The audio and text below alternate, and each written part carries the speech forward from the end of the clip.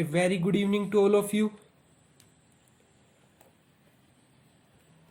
Student, in previous lecture we discussed about RNA transcription in eukaryotes, and in this lecture today we discuss about our new topic, that is genetic code. Genetic code. I myself Rohit, and I done my MSc from Guru Jambeshwar University Hisar and BSc from Delhi University. Student start करते हैं आज का lecture. इस lecture को जितना easy से easy हो सकता था उतना बनाया गया है, ठीक है. तो बेटा स्टार्ट करते हैं. पहले अभी तक हम लोगों ने देखा कि डीएनए से डीएनए की फॉर्मेशन को हम लोग क्या बोलते हैं, डीएनए से डीएनए की फॉर्मेशन को सर रेप्लिकेशन बोलते हैं, ठीक है. और डीएनए से आरएनए की फॉर्मेशन को क्या बोलते हैं, ट्रांसक्रिप्शन बोलते हैं. और डीएनए से प्रोटीन की फॉर्मेशन को क्या बोलते हैं, ट्रांसलेशन बोलते हैं. उसके बाद देखो जो जीन है वो आपका कहां प्रेजेंट हो रहा है, डीएनए के पास प्रेजेंट हो रहा है. और एक्सप्रेस कहां जाके हो रहा है, इस लेवल पे जाके हो रहा है, ठीक है. तो इसलिए कहीं ना कहीं इन सारे प्रोसेस की जो इंपॉर्टेंस है वो अपने आप में बहुत ज्यादा है, ठीक है. हम लोगों ने अभी तक ट्रांसक्रिप्शन तक हम लोगों ने पढ़ चुके हैं. आज हम लोग पढ़ेंगे कि आरएनए के ऊपर ऐसा क्या होता है जो प्रोटीन की फॉर्मेशन करता है, ठीक है. और नेक्स्ट लेक्चर में हम देखेंगे प्रोटीन की फॉर्मेशन कैसे होती है. आज सिर्फ हम लोग देखेंगे कि आरएनए के ऊपर किस फॉर्म में आपके कोड प्रेजेंट होते हैं, किस फॉर्म में आपकी लैंग्वेज लिखी हुई होती है, उस लैंग्वेज को पढ़ के प्रोटीन किस तरीके से बनाए जाते हैं, ठीक है. आज हम लोग उसके बारे में डिस्कस करेंगे. तो बेटा स्टार्ट करते हैं.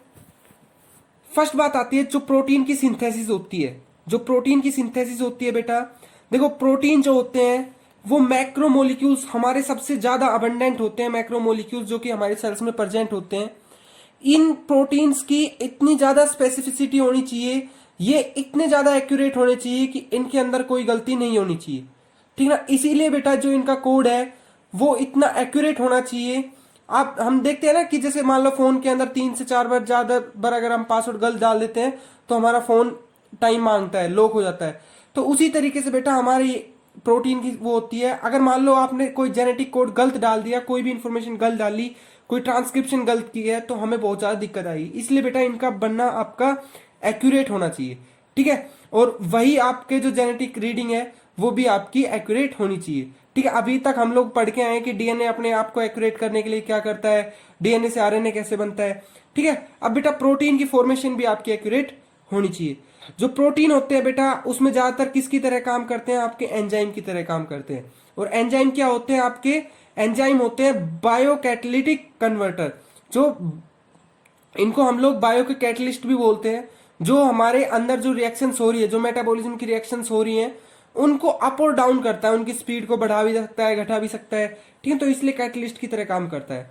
जो बेटा प्रोटीन होते हैं हमारी बॉडी की 90% एनर्जी को यूज करते हैं, किसके लिए, हमारी बॉडी में जो प्रोटीन बनते हैं उसमें, ठीक है. 25% जो आपकी बॉडी होती है बेटा इकोलाई की, वो आपकी राइबोसोम, जो राइबोसोम होते हैं वहां पे आपकी यूज होती है, ठीक है. 1000 जो राइबोसोम होते हैं बेटा वो हर उसमें बनते रहते हैं, ठीक है ना, हर 1 मिनट में बनते रहते हैं. जितनी भी आपकी एंटीबायोटिक्स होती है, काफी टाइप की जो एंटीबायोटिक्स होती है वो बेटा किसको टारगेट करके बनाई जाती है, प्रोटीन को टारगेट करके बनाई जाती है, ठीक है ना.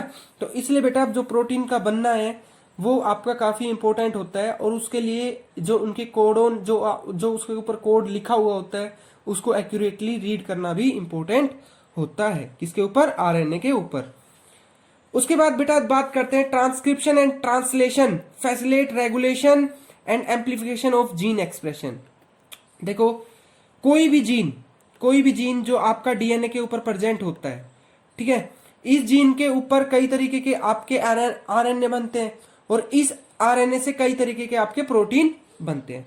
ठीक है, ट्रांसक्रिप्शन से क्या बना, आपका आरएनए बना। और आरएनए से क्या कई तरीके के आरएनए बन सकते हैं भाई। आपका अगर मान लो इस पार्ट की बार बार ट्रांसक्रिप्शन हुई है तो कई तरीके के आपके आरएनए बनेंगे। ठीक है, और अगर कई तरीके के आरएनए बने हैं तो उनकी अगर ट्रांसलेशन की गई तो उनसे कई तरीके के क्या बनेंगे, आपके प्रोटीन बनेंगे। और अब देखो, अगर जीन बी की एक बार ही ट्रांसक्रिप्शन हुई और एक बार ही ट्रांसलेशन हुई तो सिर्फ एक बार ही आपके प्रोटीन बनते हैं। तो बेटा प्रोटीन बनने का नंबर जो है वो आपका किस पे डिपेंड करता है, ट्रांसक्रिप्शन पे डिपेंड करता है। ठीक है ना, ट्रांसक्रिप्शन पे डिपेंड करता है। देखो जीन आपके एक ही है, जीन आपके एक बार ही प्रेजेंट है, किसके ऊपर, डीएनए के ऊपर, लेकिन उनकी कई बार ट्रांसक्रिप्शन हुई है, कई बार उनकी ट्रांसलेशन हुई है, तो उससे क्या है, उनका अमाउंट जो है बेटा वो बढ़ भी सकता है और कम भी हो सकता है। ठीक है ना, बढ़ता है। ठीक है, उसके बाद बेटा बात करते हैं हम लोग कि जेनेटिक कोड होता क्या है।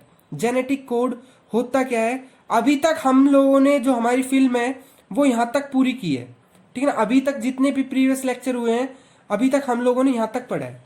अब हम लोग यहां से इसकी तरफ बढ़ रहे हैं और इसकी तरफ बढ़ने में एक इंपॉर्टेंट टॉपिक आया है, क्या, जेनेटिक कोड। तो उसके बारे में बताता हूं। जेनेटिक होता क्या है, जेनेटिक कोड होता क्या है, set of rules by which a linear sequence of nucleotide specify the linear sequence of polypeptide. एक रूल होता है जिसमें न्यूक्लियोटाइड का जो सीक्वेंस है वो डिसाइड करता है कि आपके प्रोटीन का सीक्वेंस क्या होगा। प्रोटीन जो है वो किस किस सीक्वेंस में आपका किस किस चीज से मिलके बनेगा, उस चीज को डिसाइड कौन करता है, आपका जेनेटिक कोड करता है। ये टर्म बेटा देने वाले साइंटिस्ट का नाम था जॉर्ज गमाउ। ठीक है, ठीक है ना। तो बेसिकली जेनेटिक कोड है क्या, जेनेटिक कोड जो आपकी इंफॉर्मेशन इसके ऊपर आ गई, उस इंफॉर्मेशन से प्रोटीन के बनने के अंदर कौन कौन सी चीज प्रोटीन को बनाएगी, वो जो इंफॉर्मेशन है बेटा आरएनए के ऊपर, वो क्या होती है, आपकी जेनेटिक कोड होती है। ठीक है, हम देखते हैं कैसे। देखो बेटा, जैसे मान लो आपके आरएनए पे सीक्वेंस है ए यू जी सी यू जी ए। ठीक ना, इस सीक्वेंस से आपका जो प्रोटीन है उसकी फॉर्मेशन कैसे होती है। ठीक है ना, ये सब क्या है, आपके जेनेटिक कोड है। और जेनेटिक कोड कैसे बनता है ये सब मैं आपको आगे चल के बताऊंगा। ठीक है, अब देखो जो प्रॉपर्टी है उसकी इन जेनेटिक कोड की क्या होती है। एक तो बेटा जो जेनेटिक कोड है वो 3 इकट्ठे करके गिने जाते हैं। जैसे जैसे मैंने आपको बताया ना, A U G C U A G A U. तो बेटा इसमें अगर जेनेटिक कोड देखता हूं तो मैं हमेशा 3 करके गिनूंगा, 1 2 और 3। ये सब क्या है, एक एक जेनेटिक कोड है और ये सारे मिलके क्या बनाएंगे, आपका एक प्रोटीन की फॉर्मेशन करते हैं इस तरीके से। ठीक है, तो जेनेटिक कोड है जो बेटा वो हमेशा 3 न्यूक्लियोटाइड को मिला के गिना जाता है। इसको हम क्या बोलते हैं, कोडोन भी बोलते हैं। इनकी बेटा ये कैरेक्टरिस्टिक है, 3 मिलके बनते हैं, नॉन ओवरलैपिंग होती है, कोई पंक्चुएशन नहीं होती, डायरेक्शनलिटी होती है। ठीक है ना, कोड डीजनरेट भी होते हैं और नॉन एम्बिगुअस भी होते हैं। इस चीज को मैं आगे आपको एक एक पॉइंट जो अभी बताया है वो डिस्कस करूंगा डीपली। ये प्रॉपर्टीज को हम लोग अगली जो स्लाइड्स आने वाली है उनके अंदर बेटा डीपली पढ़ने वाले हैं। देखो बेटा, अब बात ये आती है, जो पहले मैंने आपको बताया कि जो कोडोन है, जो कोड है वो आपका 3 न्यूक्लियोटाइड से मिलकर बनता है। अब बात ये आती है कि वो 3 से ही क्यों बनता है। देखो बेटा, हमारे पास जो न्यूक्लियोटाइड है वो 4 तरीके के होते हैं। चाहे आपके पास ए यू जी सी आपका आरएनए के अंदर होता है, चाहे आपका ए टी जी सी, मतलब 4 ही तरीके के न्यूक्लियोटाइड आपके एक टाइम पे प्रेजेंट होते हैं। अगर मान लो एक न्यूक्लियोटाइड एक ही कोडोन को कोड करता, एक न्यूक्लियोटाइड एक ही तरीके की रीडिंग देता, तो बेटा 4 की पावर 1 आपके पास कितने होते, सिर्फ 4 तरीके की ही रीडिंग आती। ठीक है ना। अगर मान लो आप एक एक करके रीड करते तो जैसे मान लो ये सीक्वेंस, चलो ये सीक्वेंस दे रखा है, ठीक है। अगर आप इसको एक एक करके रीड करते तो आप क्या करते, ए यू जी सी, फिर ए यू जी सी, तो बेटा आपके पास सिर्फ 4 तरीके के बनते। अगर आप दो दो करके रीड करते तो आपके पास कितने हो जाते, 16 हो जाते, ठीक है ना। और अगर आप 4 की पावर 4 करते तो कितने हो जाते आपके पास, 216 हो जाते। अब बेटा दिमाग में ये आता है कि हमारे पास कोडोन है कितने, जो अमीनो एसिड होते हैं बेटा वो 20 तरीके के होते हैं। हम लोग 11th में पढ़ के आए कि जो अमीनो एसिड होते हैं वो सिर्फ 20 तरीके के होते हैं। और हमने ये भी पढ़ा है कि जो प्रोटीन होता है वो किससे बनता है, अमीनो एसिड की लंबी चेन होती है, अमीनो एसिड की लंबी चेन होती है, अमीनो एसिड की लंबी चेन होती है जो कि क्या बनाती है, हमारे प्रोटीन को बनाती है, ठीक है ना, प्रोटीन को बनाती है, ठीक है। और आरएनए के ऊपर क्या लिखा होते हैं, कोडोन लिखे होते, सर कोड लिखा होता है, ठीक है ना। इस तरीके से आपका आरएनए के ऊपर आपका कोड लिखा है, ठीक है।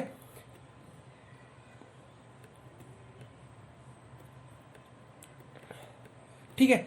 अब यहां से साइंटिस्ट ने ये देखा कि अगर आपका एक जो न्यूक्लियोटाइड है वो अगर एक ही कोडोन, अगर एक ही अमीनो एसिड को कोड कर रहा होता तो सिर्फ मेरे पास 4 ही तरीके के अमीनो एसिड बनते, ठीक है। और अगर 2 को कोड करता तो सिर्फ मेरे पास 16 तरीके के अमीनो एसिड बनते। और अगर 4 तरीके के उसको कोड करता तो हमारे पास 256 बनते, ठीक है। अब बात ये आती है कि भाई हमें कितने बनाने, 20 बनाने, ठीक है ना, 20 बनाने। तो भाई आपका 1 से भी काम नहीं चलेगा और 2 से भी काम नहीं चलेगा, ठीक है ना, और 4 तो आपके बहुत ज्यादा हो जाएंगे। तो इसलिए बेटा लास्ट फाइनल क्या हुआ कि हम लोग क्या करेंगे, 4 की पावर 3 मतलब 64 तरीके के आपके कॉम्बिनेशन को एक्यूरेट माना गया। अब बताता हूं कि देखो आपके पास है 20 अमीनो एसिड और आपके पास परसेंट कितने हैं, कोडोन कितने परसेंट है आपके पास, कोड कितने परसेंट है आपके पास, 64% है, ठीक है। तो यहां से साइंटिस्ट ने ये फाइनल किया कि आपका जो कोड है वो 3 का ही करके आपकी फॉर्मेशन होती है, ठीक है ना, 3 ही आपका सुटेबल बैठता है, ठीक है। किस तरीके से उस चीज को भी आगे डिस्कस करूंगा। अभी तक सिर्फ ये समझ में आया कि हाँ 3 न्यूक्लियोटाइड एक कोड बनाएंगे, 3 न्यूक्लियोटाइड जो है वो आपका एक कोड की फॉर्मेशन करेंगे, ठीक है। 3 न्यूक्लियोटाइड आपके एक कोड की फॉर्मेशन करेंगे, ठीक है। दूसरी कैरेक्टरिस्टिक क्या आती है बेटा, नॉन ओवरलैपिंग होते हैं। नॉन ओवरलैपिंग कैसे, कि अगर मान लो अभी आप ये पढ़ रहे हो AUG, और तो अगली बार ये नहीं पढ़ दोगे, जी पहले में यूज हो गया ना, अगली बार ये नहीं पढ़ दोगे GCA, अब अगली बार आपको पढ़ना पड़ेगा क्या, AUG, तो फिर CAU, और उससे अगली बार पढ़ना पड़ेगा GCA, ठीक है ना, और उससे अगली बार पढ़ना पड़ेगा GUGC, इस तरीके से, ठीक है। तो बेटा जो आपका मैसेज होता है वो नॉन ओवरलैपिंग होता है। कभी ये मत कर देना कि एक बार ये लिया फिर इसका जो G है वो नेक्स्ट में इंक्लूड कर दिया, इसका A नेक्स्ट में इंक्लूड कर दिया, इस तरीके से बेटा नहीं होता। तो जो आपके कोड होते हैं बेटा वो नॉन ओवरलैपिंग नेचर के होते हैं। बेटा बीच में नेक्स्ट पॉइंट आता है कि बीच में इन कोड के बीच में कोई पंक्चुएशन नहीं होती, कोई भी कोमा नहीं होता, कोई भी फुल स्टॉप नहीं होता, ठीक है। इनकी कंटिन्यू रीडिंग होती है, ठीक है ना, इनकी कंटिन्यू रीडिंग होती है। जैसे मान लो आपने फर्स्ट से स्टार्ट की है तो AUG, CUA, GCA, UGC। अगर आप सेकंड से स्टार्ट करते तो क्या होता, UGC, AUG, CAU, ठीक है। और अगर आप थर्ड से स्टार्ट करते, G से स्टार्ट करते तो क्या होता, GCA, UGC, AUG, इस तरीके से आपकी रीडिंग होती, ठीक है। उसके बाद बेटा बात करते हैं आपकी डायरेक्शनलिटी एंड डीजनरेट। बेटा जो आपका जो आपके कोडोन होते हैं, जो आपके कोडोन होते हैं, इस तरीके से वो 64 बनते हैं, ठीक है ना। इस तरीके से वो 64 आपके, मैंने बताया ना भाई 4 की पावर 3 मतलब 64। तो बेटा यहां से मैं ये कह सकता हूं, और आपके होते कितने हैं 20 अमीनो एसिड, तो मैं यहां से ये कह सकता हूं क्या कि एक कोडोन जो आपके मतलब एक अमीनो एसिड को एक से ज्यादा कोडोन, एक से ज्यादा कोड आपके कोड कर सकते हैं, ये कह सकता हूं ना भाई। एक अमीनो एसिड को एक से ज्यादा कोड जो है वो आपके, जैसे मान लो, अगर मान लो आपका आर्जिनिन का है, ठीक है ना, आर्जिनिन का है, इसको इसको आपका सी जी सी, ठीक है ना, सी जी ए, ठीक है, सी जी जी, इन तीनों से बेटा ये कोड हो सकता है, ठीक है। तब मैं ये कह सकता हूं कि ये जो चीज है ये आपकी सेटिस्फाई होती है कि कोड तो आपके ज्यादा हो सकते हैं और अमीनो एसिड आपके कम है, तो इसका मतलब ये है कि आपका जो एक कोड है, जो आपका अमीनो एसिड है वो कई सारे कोड से क्या होता है, कोडेड होता है। जैसे देखो आपका फिनाइल है, आप इस तरीके से हम लोग क्या करते हैं, एक टेबल बनाते हैं, जो फर्स्ट लेटर होगा वो आपका इस पोजीशन में रखा गया है, ठीक है। जो सेकंड लेटर होगा वो आपका इस पोजीशन में रखा गया, और जो थर्ड लेटर होगा वो इस तरीके से। तो अगर मान लो मैं फिनाइल की बात कर रहा हूं, तो इसमें फर्स्ट लेटर क्या आएगा, यू आएगा, सेकंड लेटर क्या आएगा, यू आएगा, और थर्ड लेटर क्या आएगा इसका, यू आएगा। तो फिनाइल जो है वो किस किस से कोड हो रहा है, यू यू यू से। अगर मैं इसकी बात करूं तो यू यू, और यहाँ पे क्या है, थर्ड लेटर क्या आएगा, सी, ठीक है। तो इस तरीके से बेटा हम लोग इस पूरी टेबल को कंप्लीट कर सकते हैं। आप लोगों को कुछ नहीं करना, आप लोगों को क्या करना है, UCAG इस तरीके से लिखना है, UCAG इस तरीके से लिखना है, और फिर आपको चार चार इकट्ठे UCAG, मतलब एक बॉक्स आपका ये बन गया, ठीक है ना। फिर आपका एक बॉक्स आपका ये बन जाएगा,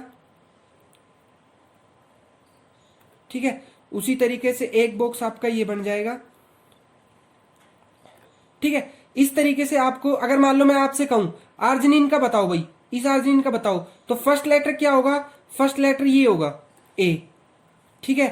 और आपका सेकंड लेटर क्या होगा, जी होगा सर, ऊपर से उतार लो, और थर्ड लेटर क्या होगा सर, ये वाला होगा, ठीक है ना, ए, ठीक है, AGA। इस तरीके से बेटा आपको ये टेबल बनानी होती है, फर्स्ट फिनाइल, फिर ल्यूसिन सारे, ठीक है ना, फिर ठीक है वैलिन, ठीक है। इस तरीके से बेटा आपका कोडोन बनाया जाता है। तो डी जनरेट का मतलब क्या होता है बेटा, डी जनरेट का मतलब ये होता है कि आपका एक अमीनो एसिड कई सारे कोडोन से कोड हो सकता है। देखो आपका ल्यूसिन जो है वो कितने अमीनो एसिड से कोड हो रहा है, यहां पे देखो, अगर मैं इसकी बात करूं यू और ए, ठीक है ना, इसका यही होगा ना। और अगर इस ल्यूसिन की बात करूं यू और जी, और अगर मान लो मैं सबसे लास्ट वाले की बात करूं सी यू और जी, तो मतलब कई तरीके कोडोन आपके मिलके एक अमीनो एसिड कोड करते हैं। तो उस प्रॉपर्टी को क्या करते हैं हम लोग, क्या कहते हैं, डी जनरेट कहते हैं। क्या ऐसा हो रहा है क्या इस टेबल में ऐसा हो रहा है कि आपका एक कोड दो अमीनो एसिड को कोड कर रहा हो भाई? आप कहीं ऐसा है कि आपका एक कोडोन से सिस्टीन भी और आपका हिस्टामिन भी, आपका हिस्टिडीन भी आपका कोड हो रहा हो? ऐसा नहीं होता बेटा, ठीक है ना। और इससे हम लोग ये कह सकते हैं कि जो हमारा कोड होता है वो कैसा होता है, नॉन एम्बिगुअस होता है। कैसा होता है? नॉन एम्बिगुअस होता है, ठीक है ना। कौन कौन सी प्रॉपर्टी पढ़ा दी? एक तो कॉमा नहीं होता, दूसरा डीजनरेट नहीं होते, तीसरा नॉन एम्बिगुअस होता है, तीन कोडोन से मिलके बनता है, ठीक है, ओवरलैपिंग नहीं होती, ठीक है, एक बेटा आपकी क्या होती है, डायरेक्शनैलिटी होती है। डायरेक्शनैलिटी मतलब आप जो पढ़ते हो वो आप 5 डैश से की डायरेक्शन में पढ़ते हो। जैसे इसको मैं पढ़ूंगा यू यू यू यू, और इसको पढ़ूंगा यू यू यू सी, ठीक है ना, ऐसे नहीं पढ़ूंगा सी यू यू, ठीक है ना, इस डायरेक्शन में नहीं पढ़ूंगा, ठीक है। हमेशा 5 डैश से 3 डैश डायरेक्शन में आपका जो कोड है वो एमआरएनए के ऊपर रीड किया जाता है, ठीक है ना, ये चीज ध्यान रखनी है। उसके बाद बेटा जो हमारे काम के कोडोन होते हैं बेटा, ये देखो टोटल कितने हैं, ये सारे 64 है, ये सारे, ठीक है ना, ये सारे जो है ये आपके 64 हैं। इनमें से बेटा काम के जो होते हैं वो 61 ही होते हैं जो आपके प्रोटीन बनाते हैं। बेटा 3 ऐसे होते हैं जो आपका किसी को भी कोड नहीं करते, उनको हम बेटा क्या बोलते हैं, स्टॉप कोडोन बोलते हैं, ठीक है ना, उनको हम क्या बोलते हैं, स्टॉप कोडोन बोलते हैं। 3 है ना, और अगर मैं इन तीनों की बात करता हूं तो इनका कोड क्या होगा, UAA, UAG और UGA। आप बेशक इसमें आप फॉर्मूले में रख के देख लो, UA और थर्ड कौन सा आएगा, ये, ठीक है ना, थर्ड कौन सा आ गया, A, ठीक है, इस तरीके से, ठीक है। तो इस तरीके से UAA, UAG और UGA क्या होते हैं, आपके स्टॉप कोडोन होते हैं। और एक बेटा जो ये दिखाया गया है ये होता है बेटा स्टार्ट कोडोन, मतलब जहां से ट्रांसलेशन स्टार्ट होगी वो कौन सा होता है, मिथोनिन को कोड करता है वो, और वो कौन सा होता है, AUG, ठीक है ना। आप बेशक करके देख लो, फर्स्ट लेटर A होगा, सेकंड लेटर U होगा, ठीक है ना, और थर्ड लेटर क्या होगा, G होगा। तो इसलिए कोडोन क्या बना मिथोनिन के लिए, AUG, ठीक है ना। तो AUG क्या होता है आपका स्टार्ट कोडोन, और स्टॉप कोडोन कौन से होते हैं, UAA, UAG और UGA। उसके बाद बेटा बात करते हैं कि जो आपके कोडोन होते हैं वो आपका चाहे कहीं पे भी आपकी फॉर्मेशन हो रही हो वो यूनिवर्सलिटी होती है, मतलब आपका जो कोडोन होता है ऐसा नहीं होता कि वो चेंज हो जाए, ठीक है ना। जो आपका UGA होता है वो आपका स्टॉप कोडोन होता है, ठीक है, दोनों के, ठीक है। कुछ एक वो है आपकी एक्सेप्शंस है, ठीक है। AUG है, देखो आपका मिथ्योनिन को कोड कर रहा है, मिथ्योनिन को कोड कर रहा है, ठीक है।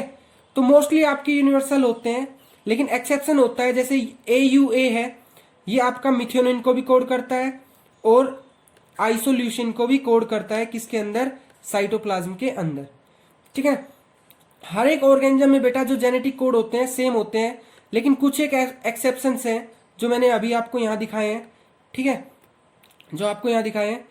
AGA, AGG आर्जिनिन को कोड करते हैं, लेकिन साइटोप्लाज्म में ये क्या होते हैं बेटा, स्टॉप कोडोन होते हैं, ठीक है ना।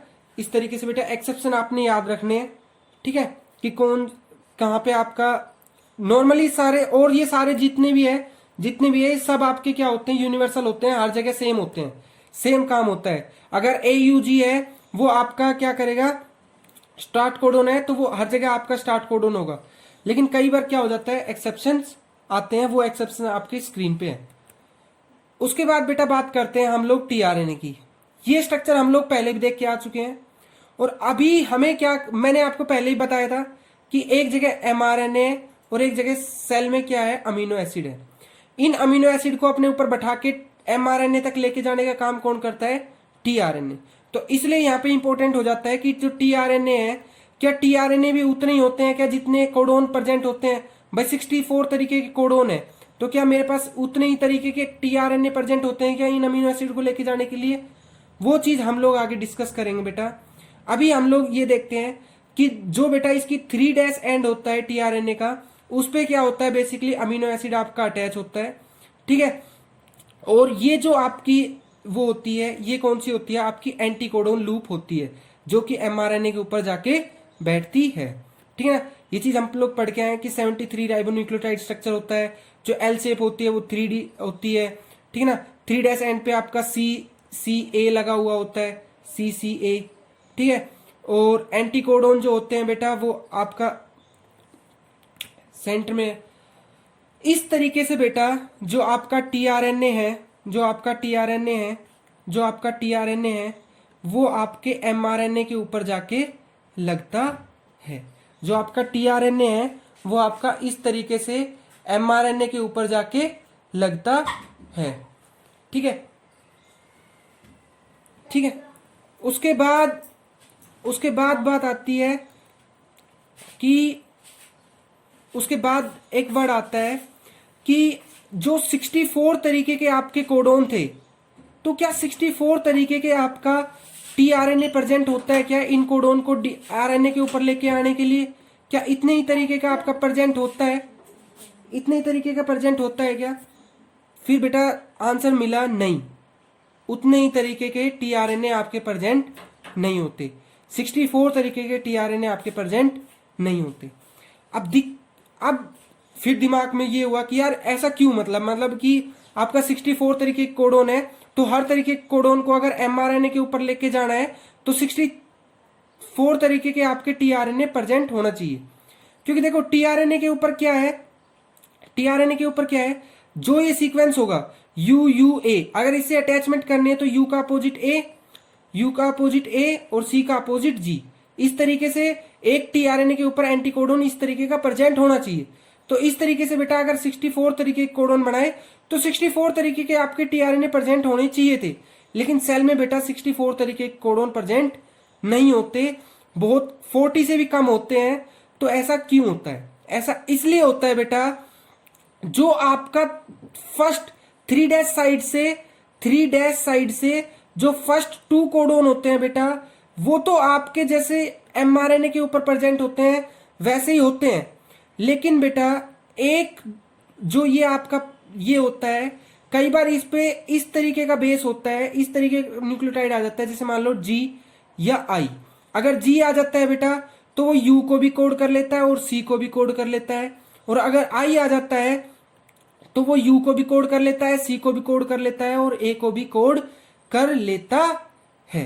तो इस वजह से बेटा आपका देखो ए और अगर मान लो यहां पे आई आ गया, अगर मान लो यहां पे आई आ गया, तो वो बेटा आपके 3 तरीके के सीक्वेंस से, एमआरएनए के 3 तरीके के सीक्वेंस से अटैच हो सकता है। कौन कौन से?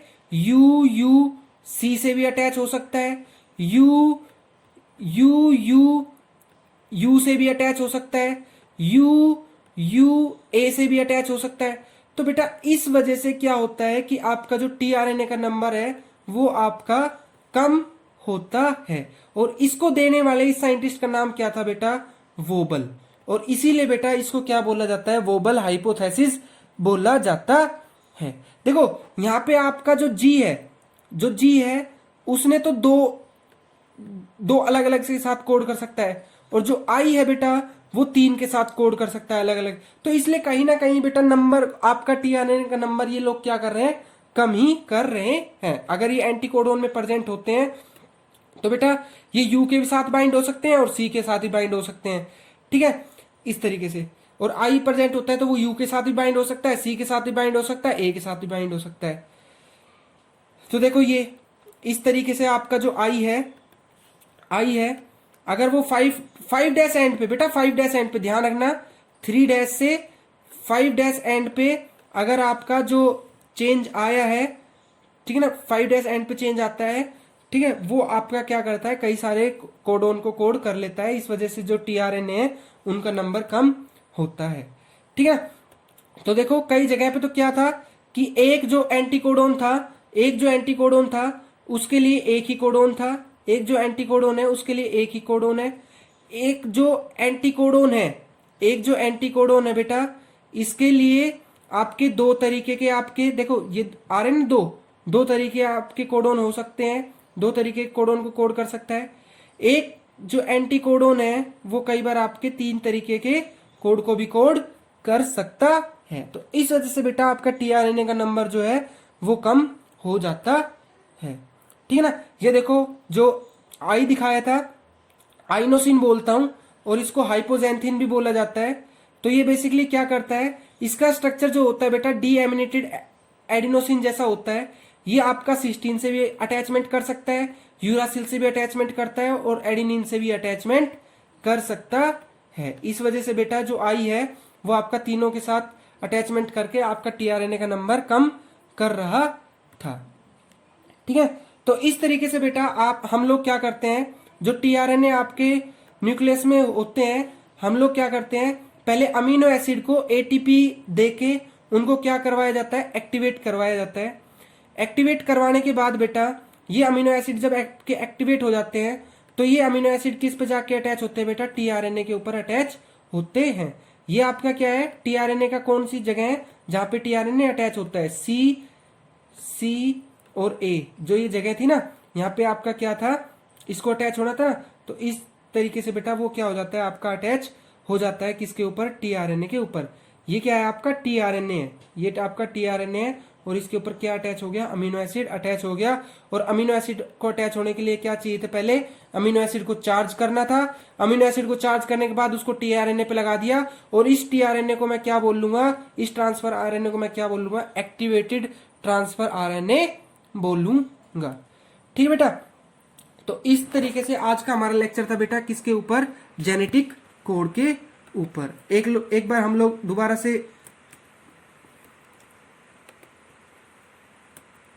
दोबारा से इसको थोड़ा सा रिवाइज कर लेते हैं कि पहले मैंने आपको बताया कि जेनेटिक कोड जरूरी क्यों है। ठीक है, जेनेटिक कोड जरूरी क्यों है, जेनेटिक कोड जरूरी क्यों है। उसके बाद प्रोटीन आपको बताया कि प्रोटीन को बनाने के लिए जरूरी होती है, और प्रोटीन हमारी 90% एनर्जी को यूज करता है। उसके बाद बताया कि जेनेटिक कोड जो है वो किस तरीके से हेल्प करता है। उसके बाद जेनेटिक कोड की डेफिनेशन क्या होती है, जेनेटिक कोड की प्रॉपर्टी क्या है, जो जेनेटिक कोड है वो 3 से कोड क्यों होता है, जेनेटिक कोड नॉन ओवरलैपिंग होता है, जेनेटिक कोड के बीच में कोई कोमा नहीं होता, जेनेटिक कोड डीजनरेट होता है, मतलब कि एक जो कोडोन है वो कई सारे, एक जो अमीनो एसिड है वो कई सारे कोडोन से कोड हो सकता है। ठीक है ना, वो तो प्रॉपर्टी क्या होगी, डीजनरेट टाइप का होता है। लेकिन एक कोडोन एक से ज्यादा अमीनो एसिड को कोड नहीं करता, इस प्रॉपर्टी को हम कहते हैं क्या, नॉन एम्बिगुअस। ठीक है ना। दूसरा बेटा डायरेक्शनलिटी बताया था। डायरेक्शनलिटी क्या होती है कि हम लोग कहां से कहां रीड करते हैं, 5 से 3 पे ही रीड करते हैं। जेनेटिक कोड बेटा यूनिवर्सल होते हैं, हर जगह पे सेम होते हैं, लेकिन कुछ एक एक्सेप्शंस होते हैं, ये बताया। उसके बाद टीआरएनए के बारे में बताया, टीआरएनए की वुबल हाइपोथेसिस बताई, वुबल हाइपोथेसिस किस तरीके से होती है। ठीक है ना, 1 2 3 रिकॉग्नाइज बताया, और किस तरीके से आयोनिसिन अटैच होता है, और टीआरएनए पे जो अमीनो एसिड है वो किस तरीके से अटैच होते हैं, एक्टिवेट किस तरीके से होते हैं। ठीक है, तो आज का लेक्चर बेटा इतना ही। अगर आप लोगों को अच्छा लगा हो तो कमेंट करके जरूर बताइए बेटा। ओके, और कोई भी डाउट हो तो भी बताइए। Okay, thank you guys, thank you so much.